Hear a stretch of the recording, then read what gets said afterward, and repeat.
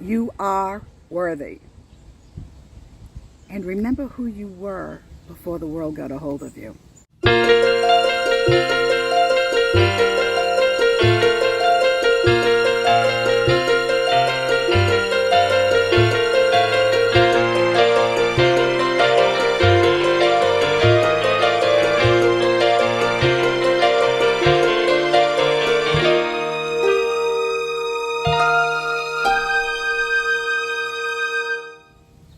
Hi everybody, my name is Marcy. Welcome back to Spirit Made Me Do It. Thank you so much for being here.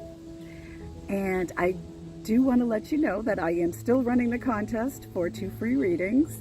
All you have to do is leave a comment below on any of my shorts or any of my videos, and you are automatically entered in the drawing. Once I hit 700 subscribers, and we're almost there, once I hit 700 subscribers, that's when I'll be drawing the names for the free readings. And oh my goodness, I have met so many incredible people doing these free readings, and I am so very, very grateful for all of you.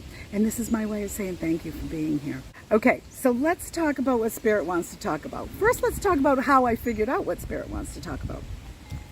I have this deck that Spirit had me write down all these little things on, all these different sayings, and that's the deck I consult to see what Spirit wants to talk about if I don't get an immediate thought in my head as to what it is that I'm supposed to be talking about. So I was shuffling this deck and 2 cards jumped out. The first one was, you are worthy. And the second one was, remember who you were before the world got a hold of you. You are worthy. You've heard me say it a million times. You are worthy. Start believing that, because that's the key to everything. If you don't believe you're worthy, then you're not going to believe that you're receiving information from Spirit. You're not believing the manifestations that you're trying to put forward. God lives in us as us. God, universe, however you describe that connection with that higher source, with that higher being. We are a drop from the ocean, which is God, or the ocean within the drop. It's the same thing. We are the same. We co-create with God, again, or source, or yada yada. If we are God and God lives in us as us, how can we not be worthy? It's that simple. It doesn't matter what you did in the past. It doesn't matter who you were in the past. You're not that person anymore. What you did then wasn't a life sentence. It was just something that you did to become the person that you are today. It doesn't have to stay that way. And that's where remember who you were before the world got a hold of you comes in. We have to go back to our earliest feelings. Sometimes the memories are our earliest feelings, but sometimes they're not. Try to go back to that original feeling. Try to remember the beautiful light that you were before people started telling you who they thought you were, or before life started showing you how difficult and challenging things can be.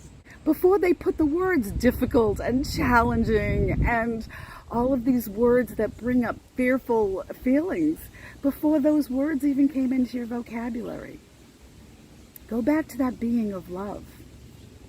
Go back to that believing in magic. Go back to believing that you are love and that you are loved, because those things are all true. Our natural state, because we are of God, our natural state is love, joy, and peace. Anything else is what the world threw at you. Anything else is what people tried to tell you about who they think you are and what they think you should be doing with your life and how you should react to things. And even the way that you reacted to things in the past and the way your reactions were received. All of those things add to who you think you are and what you believe at this time, because you don't have any other reference to go by. So you go by the past, which puts people in a state of fear. If something happens that is reminiscent of something of the past, a lot of people are going to feel that fear of, oh my goodness, it's happening again. Oh, this is just one more thing that's going to go wrong. Those type of thoughts. If something goes wrong, it's because it wasn't meant for you. Don't even put the idea of anything being wrong. If something doesn't work out the way it's supposed to work out, it just wasn't meant for you. Move on to the next step. Always be excited about the possibilities. Okay, that didn't work, so I'm one step closer to something good happening. That's how you should look at things. That's how you should look at life. Be excited about the possibilities. What is tomorrow going to bring? What do you have for me today, guys? That's how I like to wake up in the morning. Get excited about the possibilities that are there before you. By remembering that childlike quality that you had before the world got a hold of you, you are going to be able to live a happy life. You don't need to be fearful of things. If you're afraid of something, you are putting a negative response to something that hasn't even happened. You're putting a negativity towards it. Don't put that energy out there of negativity. That's not good. You don't need that. Be positive. Wow, wonder where this is taking me. Wonder what's going to happen today. It's all good. Nothing has to be bad.